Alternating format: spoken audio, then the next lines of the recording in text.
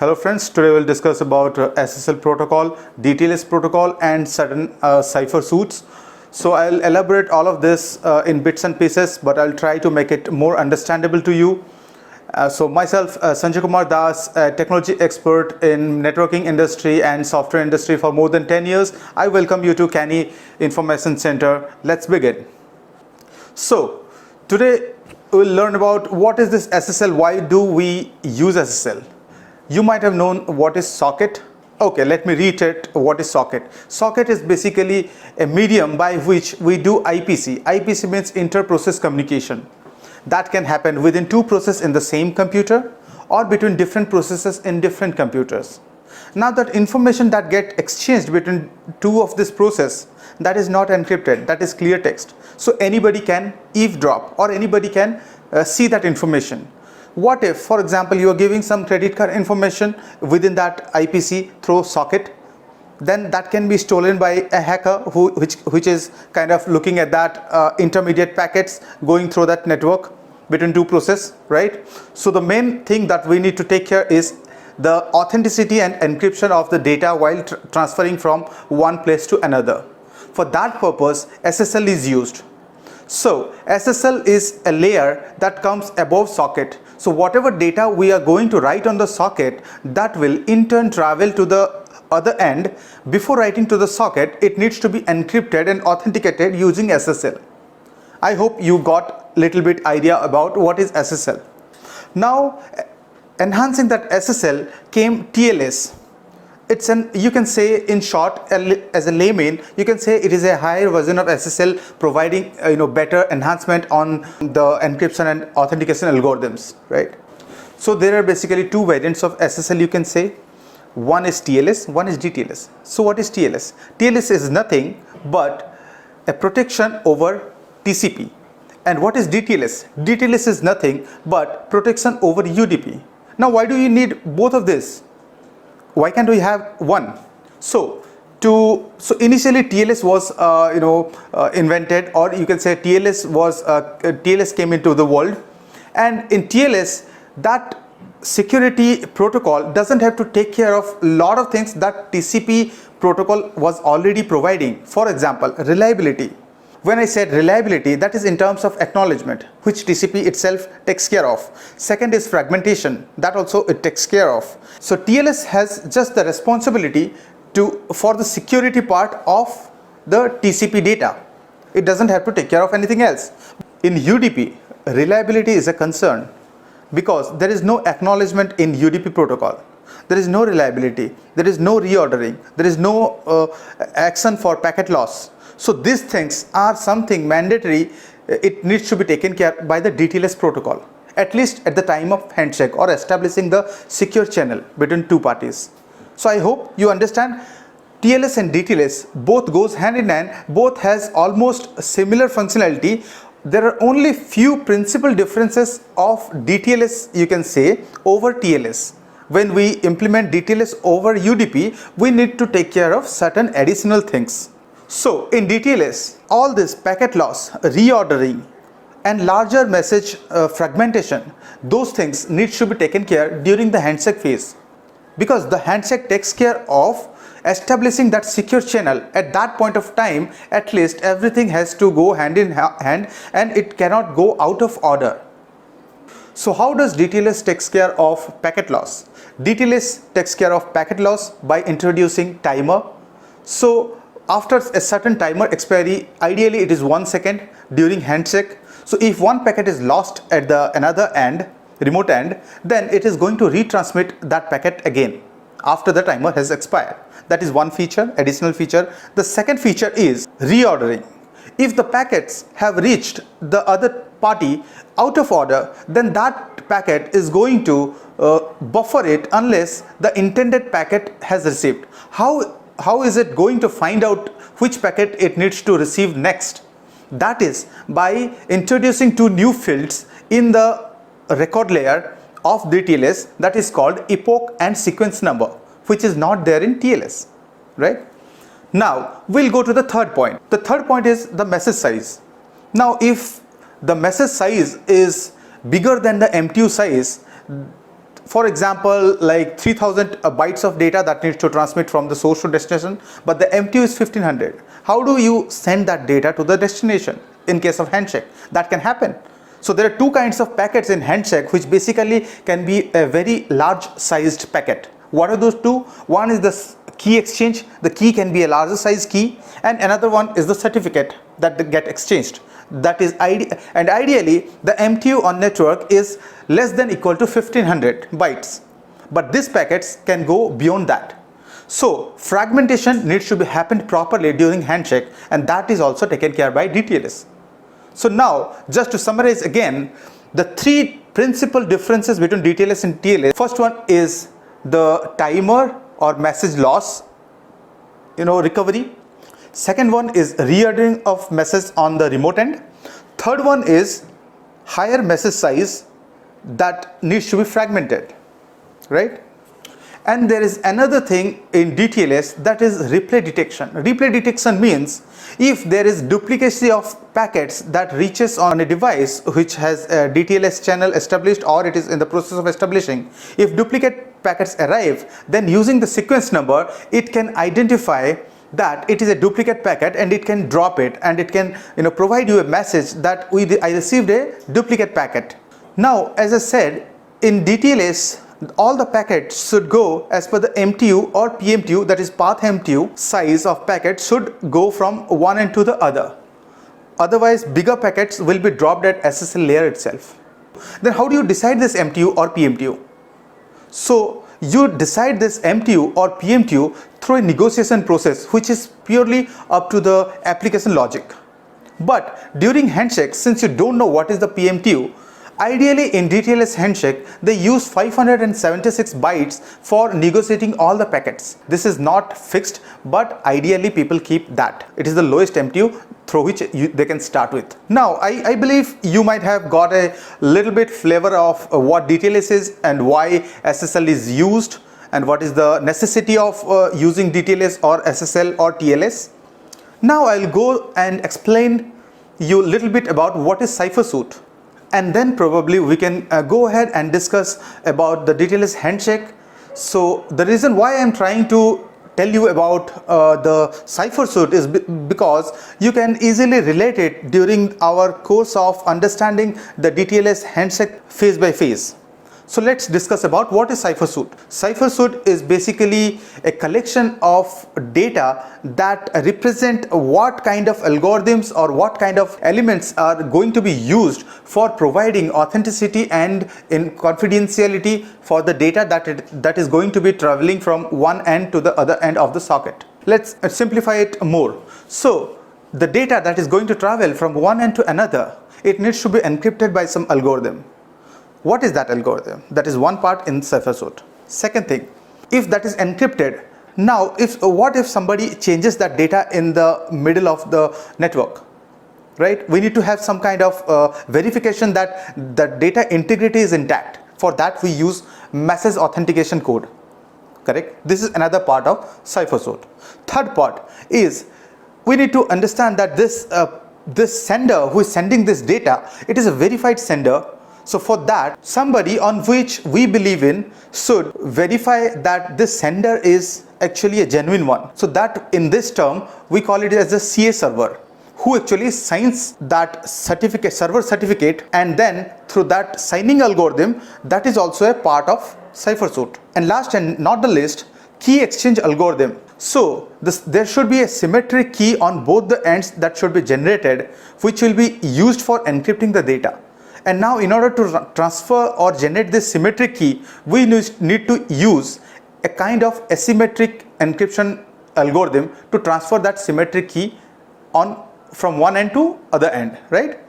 So that is also taken care in Cyphersuit. So you can see, if I tell Cyphersuit is a collection of all these things all together. As you can see on the screen here, ECDHE is the key exchange algorithm that is used for transferring the symmetric key that is going to be used for encryption in later part. And as you can see here, RSA is used as an authentication mechanism So what do you mean by that? As I said earlier, RSA mechanism is used by the CA to sign the server certificate.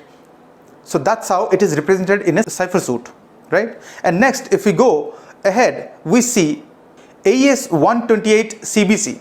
So this is the part which is, and this part is a symmetric key. So after generation of the symmetric key on both the ends, this AES 128 algorithm is going to be used for encrypting data on both the ends. Now, what is CBC? CBC is basically the way or the mode of encryption using this AES 128 bit and AES 128, correct? Now, we'll go ahead, and as you can see further, SHA is basically the MAC authentication algorithm which actually verifies the data that goes from one end to another, the integrity is intact. So I hope you understand a little bit about how this Cyphersuit is created, or how you read this complete Cyphersuit. So now we'll go ahead and discuss the DTLS handshake process step by step. In the first packet of DTLS handshake, a client sends a client hello to the server. What is the content of client hello?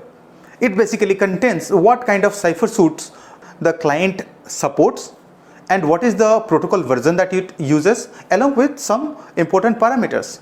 And then server responds to the client with a hello verify request. And during responding to the client in hello verify request, it generates a stateless cookie on the server side.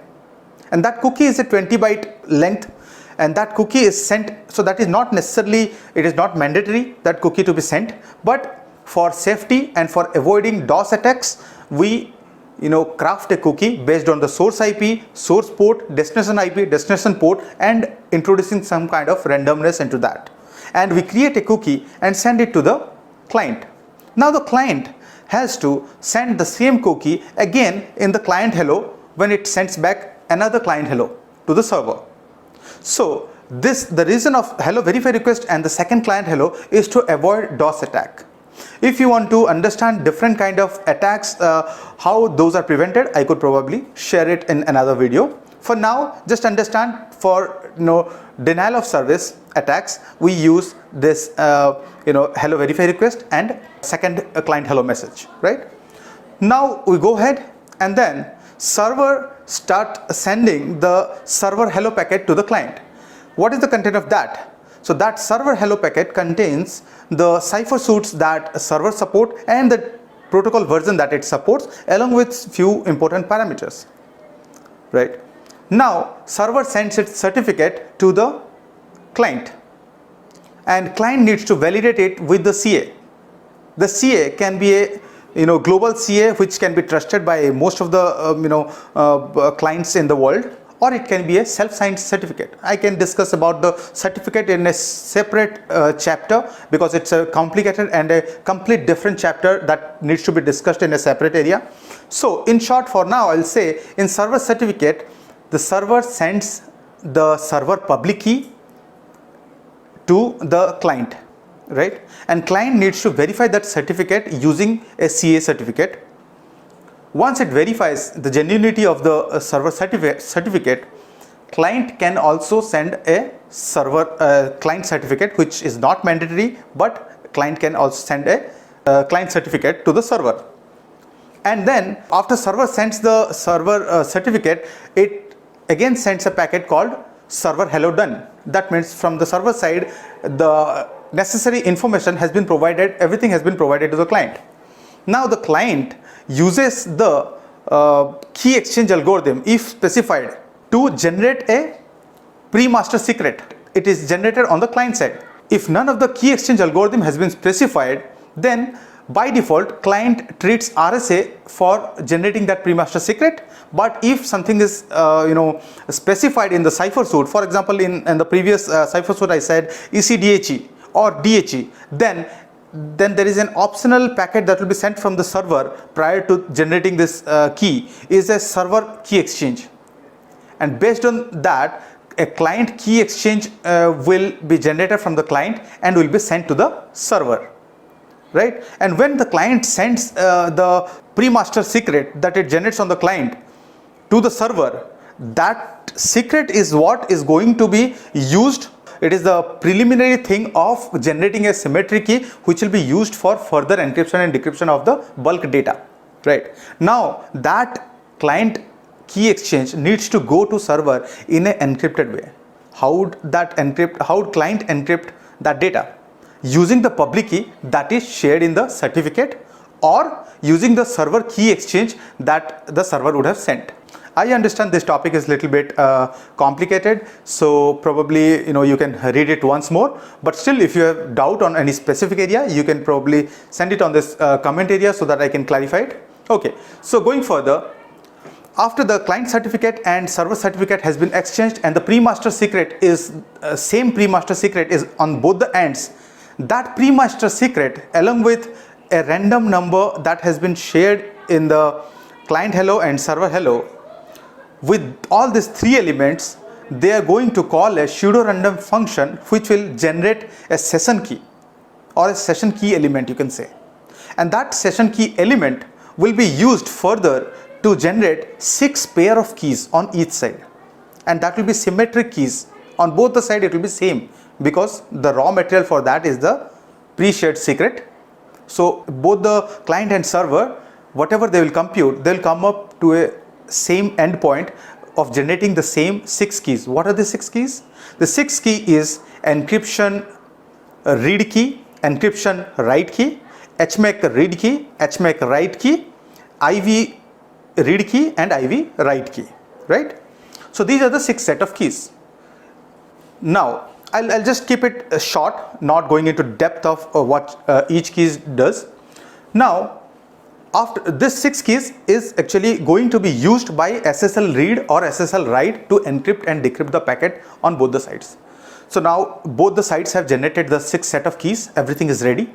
Now server sends a changed cipherspec and encrypted packet. So this is the final packet of the handshake, where basically server states that everything, it has generated the session key properly from its own side, and it sends a encrypted data to the client that it has actually generated that. Now the client will decrypt it using its own keys, set of keys that it has generated. So obviously it will be decrypted and everything would work fine.